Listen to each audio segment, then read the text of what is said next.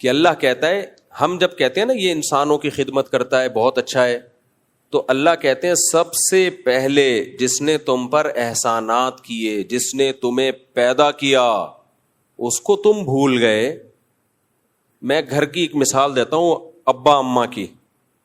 آپ کی پیدائش کا سبب آپ کے والدین بنے, ماں نے آپ کو جنا, دودھ پلایا, پالا پوسا, آپ کے ابا نے آپ کی تعلیم پہ خرچ کیا, آپ کو گھر دیا.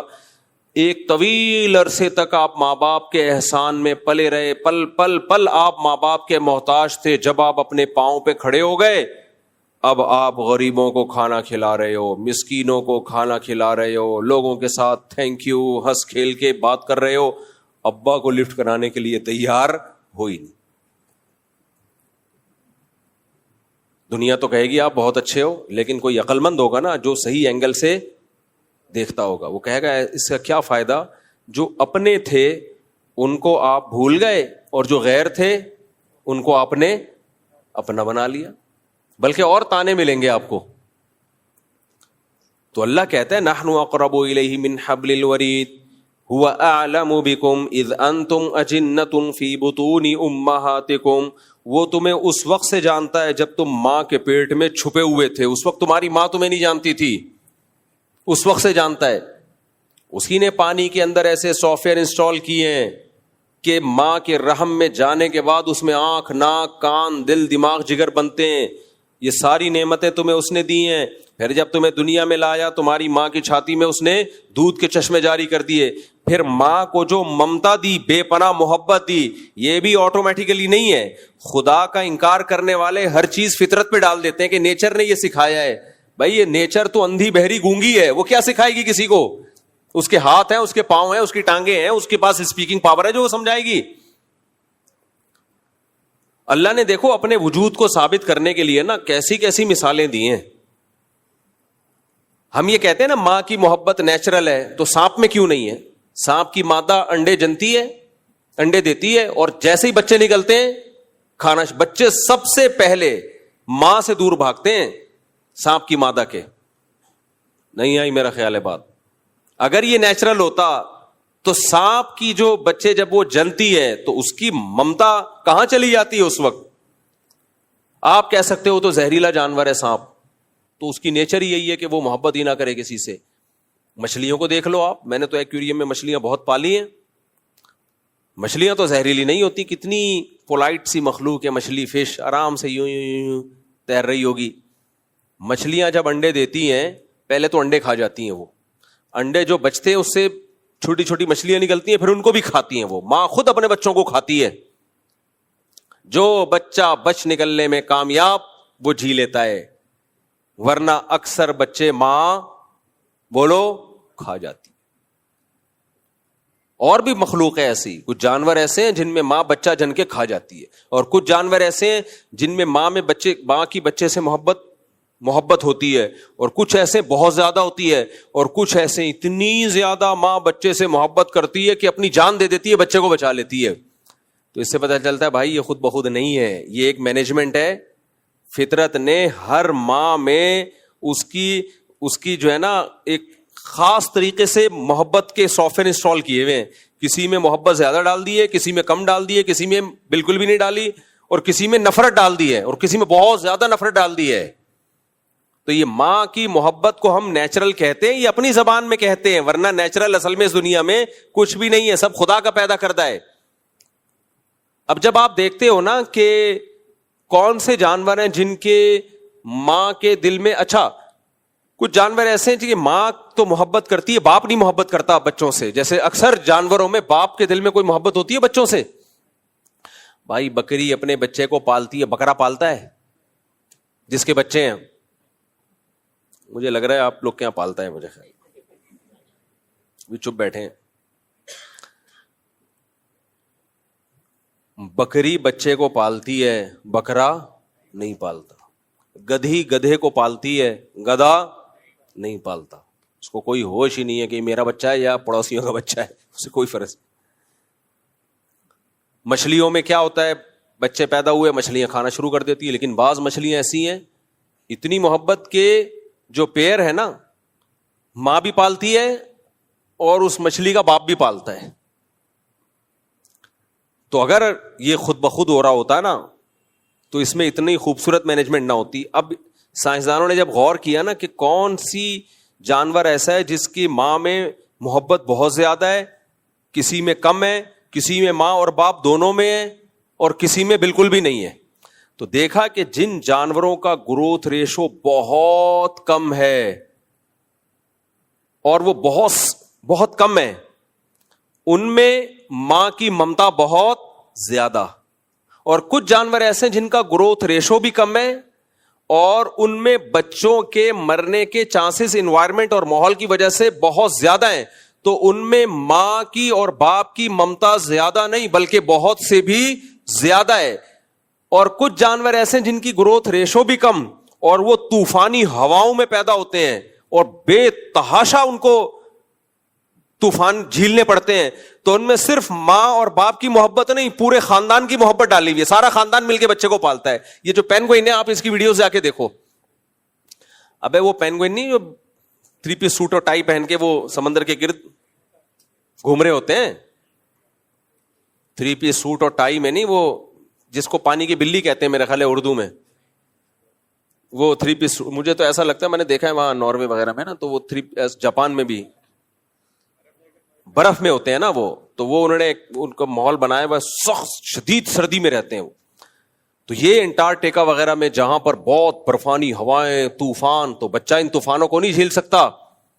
تو اس کے لیے اللہ نے میں نے کتاب پڑھی ہے اس پہ, ڈاکومنٹری نہیں دیکھی, ایک سائنٹسٹ کی میں نے کتاب پڑھی ہے, کئی سال ہو گئے, پوری مجھے یاد نہیں ہے وہ, کہ کیسے اس کی ماں اور باپ دونوں مل کے ایک بچے کو پالتے ہیں.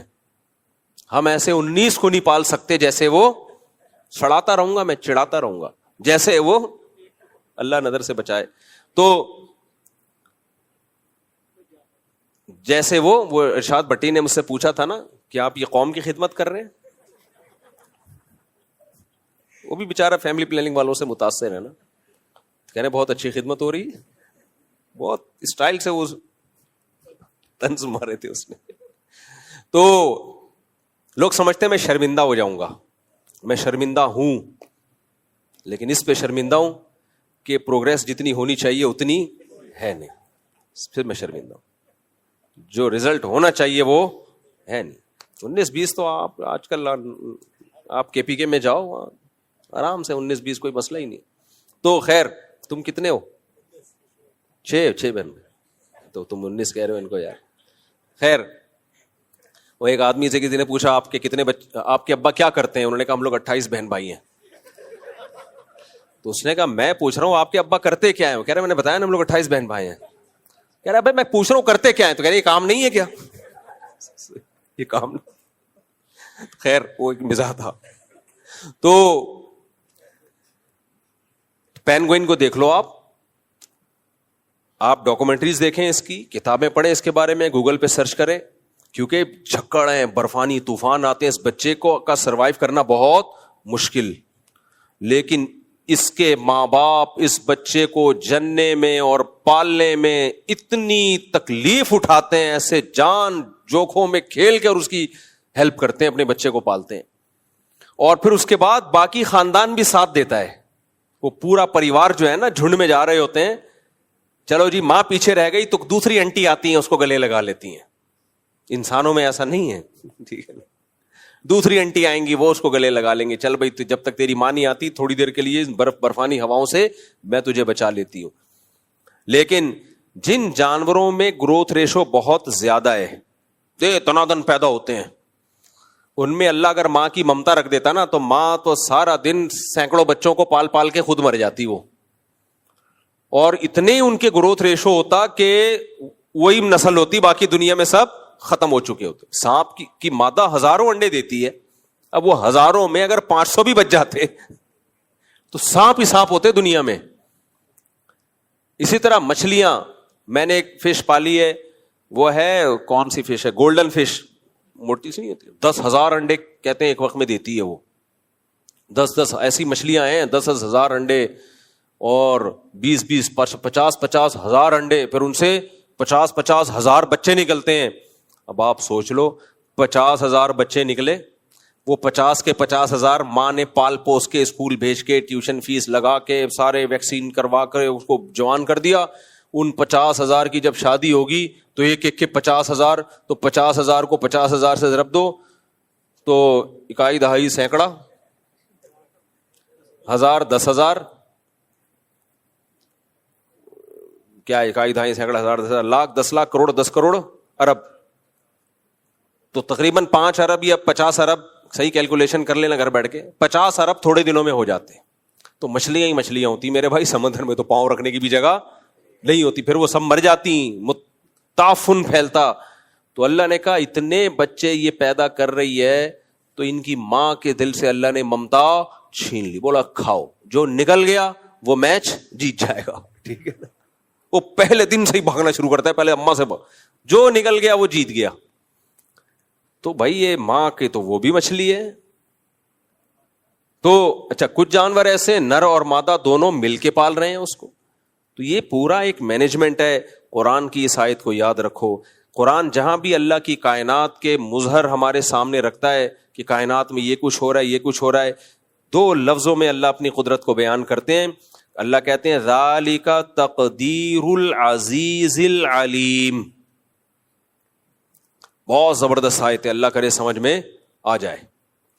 جو اللہ کا انکار کرنے والے لوگ ہیں نا, اللہ ان کو نہیں چھوڑے گا. اللہ کہتے ہیں تم کتنے نیک ہو, کتنے نیٹ کلین, تھینک یو, اور ہر وقت اچھی اچھی باتیں کرتے ہو, غریبوں کو کھانا کھلاتے ہو, ہسپتال بنا دیے, یتیم خانے بنا دیے, اور بہت ہی nice person, nice to meet you.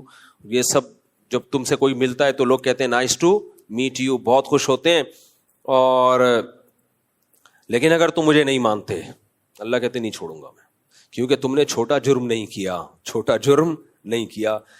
ایک ایسی ذات کا انکار کر دیا جس کی قدرت کی نشانیاں صبح و شام اپنی آنکھوں سے دیکھتے ہو, صبح و شام دیکھتے ہو, تو تمہیں اس کا کیوں خیال نہیں آیا؟